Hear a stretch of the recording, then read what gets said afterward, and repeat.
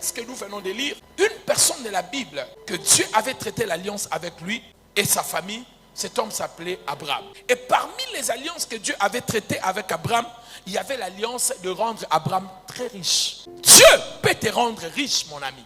Je suis en train de dire, Dieu, il peut te donner la fortune financière. Dieu est capable de te donner la fortune. Il est capable. Il a appelé Abraham. Il a dit à Abraham, noir sur blanc, je te bénirai. Dieu bénit les hommes. Vous croyez aux réalités spirituelles de la malédiction, mais vous doutez à la bénédiction de Dieu. Dieu peut te bénir. Il peut te mettre dans une position financière qu'aucune personne de ta famille a vécu avant toi. Oui, il peut le faire. Et ça ne dépend même pas de ton origine, même pas du nom de ta famille. Parce que bien avant, le nom de la famille d'Abraham n'était pas connu. Mais Dieu a promis à Abraham la fortune, la richesse. Il a dit à Abraham, je vais te bénir, je le ferai. Regardez, quand Dieu dit à Abraham, il entre en alliance avec Abraham. L'alliance, elle se fait maintenant. Mais les effets des alliances vont se produire plus tard. L'erreur de certaines personnes, elles sont en alliance avec Dieu. Le fait de ne pas voir les résultats de l'alliance, elles pensent que Dieu n'est pas avec eux dans cette alliance-là, ou elle avec dans cette alliance-là. Les alliances se font maintenant, mais les résultats des alliances se manifestent plus tard. Amen. Et Dieu appelle Abraham, il dit à Abraham, je vais te bénir. Mais écoutez mes bien-aimés, la bénédiction, l'alliance quand elle entre, le problème de l'alliance, suivez-moi très bien, elle doit trouver quelque chose que tu es en train de faire. Si tu ne fais rien, la fortune ne viendra pas. Écoutez-moi très bien. Le principe spirituel de la richesse, que chez Dieu ou chez Satan, il faut toujours faire quelque chose. Vous ne me croyez pas? Même les gens qu'on donne l'encodia, le pouvoir de la famille de l'argent, ces gens-là doivent se lancer dans le commerce, vrai ou faux? Il faut avoir une activité. Dieu a dit à Abraham, je vais te bénir. Mais Abraham, dans cette famille-là, cette alliance devait passer par l'entrepreneuriat, par faire quelque chose. Dis Amen.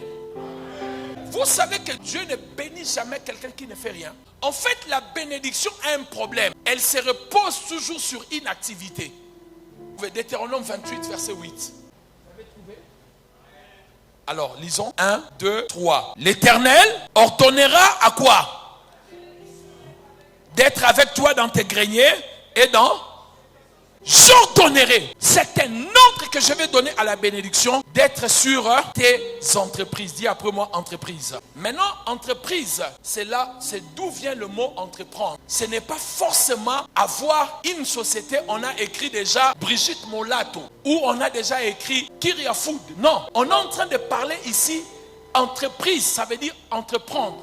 Faire une activité, faire quelque chose. Quand un homme d'alliance commence à faire quelque chose, l'alliance va soutenir la chose que la personne est en train de faire. Ça veut dire que tu peux vendre les beignets, mais acheter des maisons avec l'argent de beignets. Est-ce que vous n'avez jamais remarqué? Je parle des gens qui ne prient pas, mais qui ont acheté des voitures et des maisons avec l'argent d'un commerce ordinaire que tout le monde fait. Vous n'avez jamais remarqué cela? Le commerce ordinaire, mais la personne a déjà 2 maisons. Un terrain vers l'aéroport, un autre terrain ici, une maison en Guiringir en train de construire. Mais si ces personnes qui ne sont pas soutenues par une alliance, à combien plus forte raison, toi qui es soutenu par l'alliance? Alléluia. Abraham n'a jamais travaillé pour quelqu'un. Dans l'alliance qui était dans la famille d'Abraham, il ne devait pas travailler pour quelqu'un. Écoutez-moi très bien. Personne ne peut devenir millionnaire en travaillant pour quelqu'un. Est-ce que tu as entendu ce que je t'ai dit? Quand tu travailles pour quelqu'un, on fixe ton salaire, on définit ta valeur. Mais quand tu travailles pour toi-même, tu fixes ton salaire et tu te définis toi-même. Nous ne voyons Abraham nulle part travailler comme un employé de quelqu'un. Vous ne trouverez pas dans la Bible Abraham en train de travailler comme un employé de quelqu'un. Mais il était toujours déployé. Lorsqu'on veut devenir fort et puissant, apprenez à se déployer, à déployer ses ailes, à faire une activité personnelle et a donné le temps à cela. Et c'est ce qui s'est passé dans la famille d'Abraham. Mais j'aimerais insister ici, dans Genèse chapitre 13, verset 2, la Bible dit Abraham était devenu riche. Dieu l'a promis dans Genèse 12. Dans Genèse 13, Abraham est devenu riche, mais il n'est pas devenu riche seulement par la prière. Je peux vous parler librement comme un père. Personne ne deviendra riche seulement par la prière. Yebisa Mouninga. Personne ne deviendra riche que par la prière. Si les gens devaient devenir riches par la prière, les pasteurs devaient être les premiers. Vous venez comme ça à l'église, ils vous distribuent l'argent parce qu'ils prient sérieusement toute la nuit. La prière ne rend pas forcément quelqu'un riche. Amen. Mais comment Abraham est devenu riche? Nous devons regarder cela. Il était en alliance. Mais quel était le soubassement de cette alliance? Qu'est-ce qui activait? En fait, quelle est la force, la chose, le canal que l'alliance était en train d'utiliser pour qu'Abraham devienne riche? Amen. C'était quoi? C'était l'entrepreneuriat. Abraham avait les activités. Il priait, mais il avait une activité. Avez-vous une activité commerciale? Qu'est-ce que tu vends? Comment tu définis la richesse? Tu définis la richesse comment? Je peux te parler vraiment sans te faire du mal. Tu vois là où tu es aujourd'hui, c'est le résultat de la vie du passé. Si tu ne veux pas être là où tu es aujourd'hui, il ne faut pas faire ce que tu avais fait il y a quelques années. Si tu fais ce que tu as fait il y a quelques années, tu seras là où tu es aujourd'hui. Si dans les 5 ans qui arrivent, tu continues à faire la même chose, venir à l'église prier, rentrer à la maison et parler des problèmes des gens, et puis tu sors au coin, tu regardes, et puis tu rentres, tu dors, tu seras toujours dans la même situation. Et j'aimerais vous signaler quelque chose. Écoutez-moi bien. La plupart des gens qui sont dans la tranche de mon âge, ça veut dire entre 40 ans et 50 ans.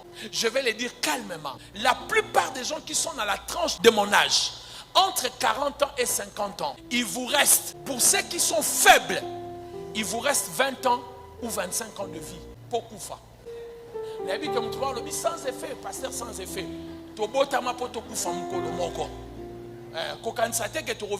Parce que c'est une notion qu'on n'en a plus. On a l'impression qu'on va vivre éternellement. Non. La vie éternelle, c'est quand nous irons là-bas. Ici, Dieu a fait de sorte qu'on puisse rester dans le temps. Et la Bible qui le dit, ce n'est pas moi. Le plus faible mourra à 70 ans. Et dans les pays comme les nôtres, où les gens ne mangent pas bien, il n'y a pas la sécurité sociale. Les gens ne partent pas dans de bons hôpitaux. Les gens ne connaissent même pas le taux de leur glycémie. Même glycémie que vous habitez. Donc, ça veut dire, vous ne connaissez pas le taux de cholestérol. Ça veut dire que on t'enterre. Excusez-moi de vous le dire.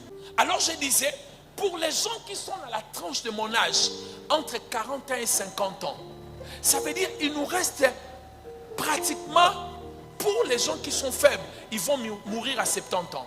Pour ceux qui sont forts, vont dépasser 85 ans et aller jusqu'à plus, comment Dieu le voudra. Mais maintenant, regardez, chers frères et sœurs, si tu as déjà vécu 45 ans, 50 ans, il ne te reste plus beaucoup d'années pour vivre sur la terre.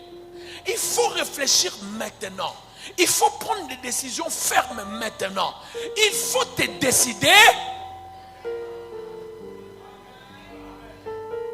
Vous savez que dans pratiquement 11 jours, tu auras une année de plus dans ta vie. Est-ce que tu le sais? Peut-être tu es en train d'oublier, je vais seulement te rappeler. Peut-être quand tu avais mis la poudre, tu as oublié, mais je vais seulement te rappeler. Ou quand tu vas laver le visage, la poudre va tomber.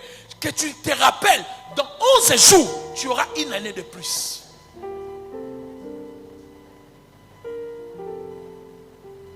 Et il faut bien réfléchir. Donc, si tu ne fais rien, même si Dieu va te donner 1000 fois, ça ne fera rien du tout. 0 fois 10 égale à combien? 0 fois 100 égale à combien? 0 fois 1000 égale à combien? 0 fois 1 million égale à combien? Même si Dieu va te donner 1 million de fois, si tu le multiplies par 0 égale combien? Donc quand tu ne fais rien, même si Dieu veut mettre fois 1 million, ça va redevenir à 0. Il y a des gens qui sont restés dans le mariage juste pour l'argent. Il y a des gens qui sont restés dans le travail juste par les salaires. Le travail ne le plaît plus. La personne ne veut plus rester dans ce travail. Mais la personne ne sait pas comment je vais faire si je perds ce travail? Comment je peux faire si je quitte cet homme? Mais tu n'as plus d'amour, tu n'as plus d'attachement dans ces mariages. Mais c'est juste parce que tu peux sortir avec une voiture. C'est juste parce que tu peux avoir $200. Tout cela parce que tu ne veux rien faire de ta vie. Alléluia. Donne-moi un bon amen.